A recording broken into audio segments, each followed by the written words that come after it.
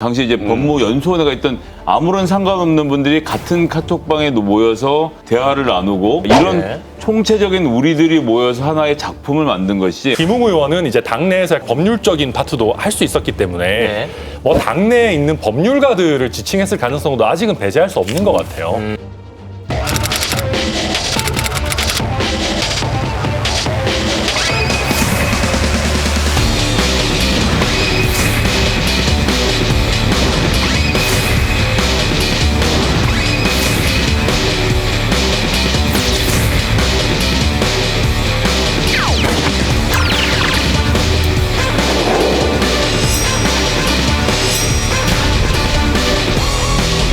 검찰이 바뀌시는데 억지로 받은 것처럼 해야 한다라는 말이 나왔습니다. 네, 요걸 좀 잠깐 좀 정리를 하자면 고발 사주 의혹의 핵심 인물로 지금 거론되고 있는 김웅 의원과 조성은 씨와의 당시 통화 녹음이 포렌식을 통해서 이제 복구가 되면서 그 내용이 이제 세상에 지금 알려지고 있습니다. 그 내용은 김웅 의원이 조성은 씨에게 고발장을 전달하면서 당 지도부가 검찰에 가서 고발장을 내는 게 좋겠다. 검찰이 억지로 받는 것처럼 해야 한다라는 것이었습니다. 이 김웅 의원의 녹취록 속 발언, 감정가 지금 바로 매겨 보겠습니다. 50억 원대 X? 또 이상하게 또 가시네. 이게 X가 무슨 뜻이냐면요. 뭐 X파일 이런 거 아니고요. 이게 지금 그 녹취록 안에 있는 내용이 전해져서 이렇게 나오고 있는 거지 않습니까? 그러니까 이게 우리 코너가 진품 명품인데 이게 아직 진품인지 가품인지 사실 안 나왔어요. 그래서 감정가를 매기기에는 조금 성급한 시점이 아닌가 이런 얘기가 좀 할 수 있고요.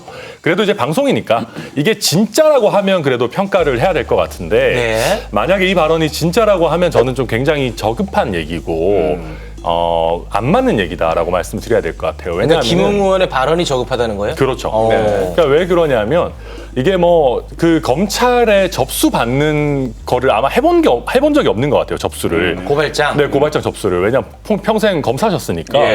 저는 이제 가끔 가다가 제가 갈 때가 있는데 그럼 거기 그냥 접수 때 일반 직원이 거기 앉아 계세요.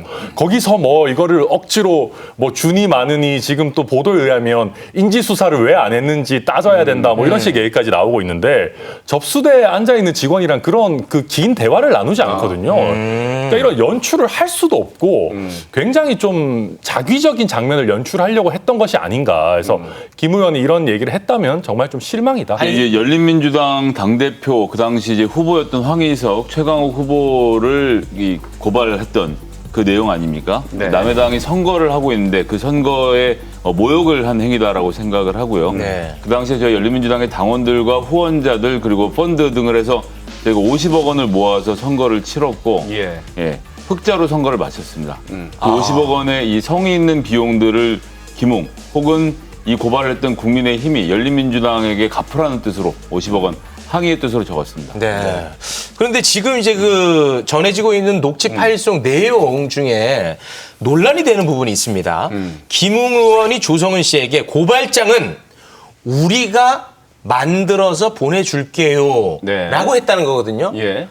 여기서 우리가 만들어서 보내준다. 우리가 과연 누구냐. 이게 해석이 분분합니다. 우리가 누굽니까? 검찰의 옷을 벗었지만 검찰의 옷을 벗지 못한 가족 검찰 김웅 후보의 저는 자기 고백이었다고 생각을 하고요. 근데 김웅 후보가 형사 소속이라서 공안 선거 관련돼서 잘 모릅니다. 그래서 실제로 공안 후배들에게 고발 관련돼서 물어봤다 이런 인터뷰를 했던 적도 있고요. 손준성 검사 관계에 있는데 이 관계인 이분도 특수부 출신이라서 이 내용을 잘 모릅니다. 그래서 공안 법리를 작성해줄 별도의 사람이 필요했고요. 그리고 손준성 검사 이분 지금 대검에서 수사정보정책관을 했죠. 그다음에 대변인, 권 대변인하고 한동훈 당시 이제 법무연수원에가 있던 아무런 상관없는 분들이 같은 카톡방에 모여서 대화를 나누고 막 했던 이런 왜 이런 대화들을 나눴을까? 무슨 대화들을 나눴을까? 제가 의심을 하고 있는 거 아닙니까? 이런 네. 총체적인 우리들이 모여서 하나의 작품을 만든 것이 어떤 한 사람 혹은 한두 명의 이야기를 하는 것은 아니다. 이렇게 보여져요. 그럼 고발사주 의혹은 한 사람의 일탈행위가 아니라 매우 조직적으로 이루어졌을 가능성을 얘기하시는 거죠. 그럴 수밖에 이 고발장의 내용이나 자료의 수집 그리고 고발장의 내용이 앞뒤가 조금씩 문체가 다른 등을 네. 생각해 보면 여러 사람들의 의견이 모여서 작성된 것으로 의심할 수밖에 그럼 그 없습니다. 여러 사람은 검찰 측 인사를 볼 수 있다? 다 검사들이죠. 네. 예. 만약에 그게 사실이라면 일이 엄청 커지는 건데. 네. 근데 이제 뭐 우리라고 했을 때 또 다른 가능성도 생각을 해보자면 네. 그 조성은 씨는 법률가가 아니지 않습니까? 네네. 당내에서 약간 정무적인 파트를 담당하고 있었던 사람이고 김웅 의원은 이제 당내에서 약간 법률가로서 법률적인 파트도 할 수 있었기 때문에 네.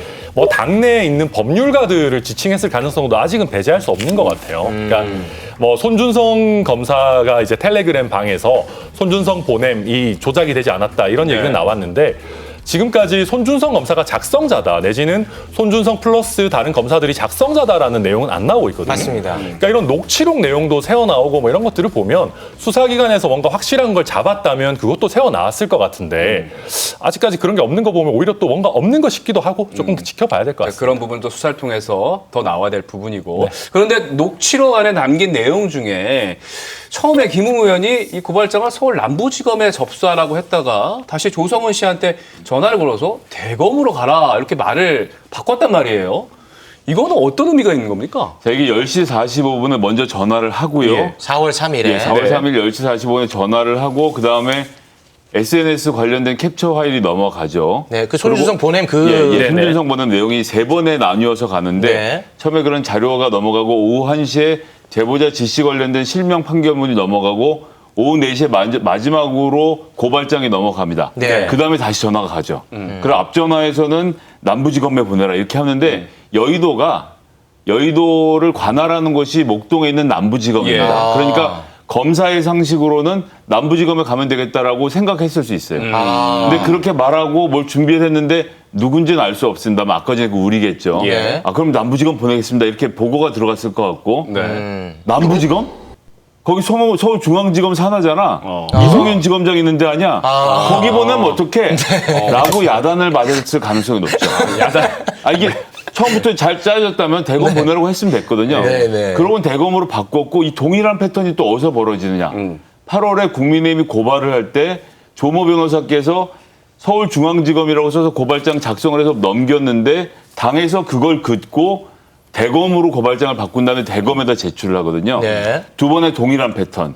이렇게 봤을 때는 김웅 후보가 직접 정한 것이 아니라 아침에 얘기했다가 혼나고 오후에 대검으로 바꿨다라고 보는 것이 훨씬 더 합리적이지 않을까. 네. 근데 대검에 접수해도 대검에서 다시 또 지법으로 가지 않습니까? 하지만 대검이 관할할 수 있죠. 그리고 대검엔 공공수사부라는 곳이 있어서 거기가 선거를 담당하거든요. 예. 그럼 이 남부지검 보내지 말고 대검의 공공수사부에서 하자라는 결정을 대검이 할 수 있고 대검에 그 당시에 윤석열 총장이 있었기 때문에 그렇게 알겠습니다. 한 것이 아니냐는 의심을 하는 거죠. 자, 이 사실이 이제 알려지면서 윤석열 후보가 굉장히 좀 기분이 좀 안 좋아 보이더라고요. 이거는 뭐 자기들 얘기다라고 얘기를 하고 이 정치 공작이다. 뭐 이런 식의 지금 반응을 보이고 있는데 여기에 대해서는 어떤 생각을 갖고 계십니까? 일단 손준성 검사 말고 누가 압수수색을 당했는지를 보면 검찰의 수사 방향을 볼 수 있습니다. 공수처의 수사 방향을 볼 수 있는데 여기에 임모 검사가 이담당관이라는 수사정보정책관실의 산하의 이담당관을 맡고 있는 분이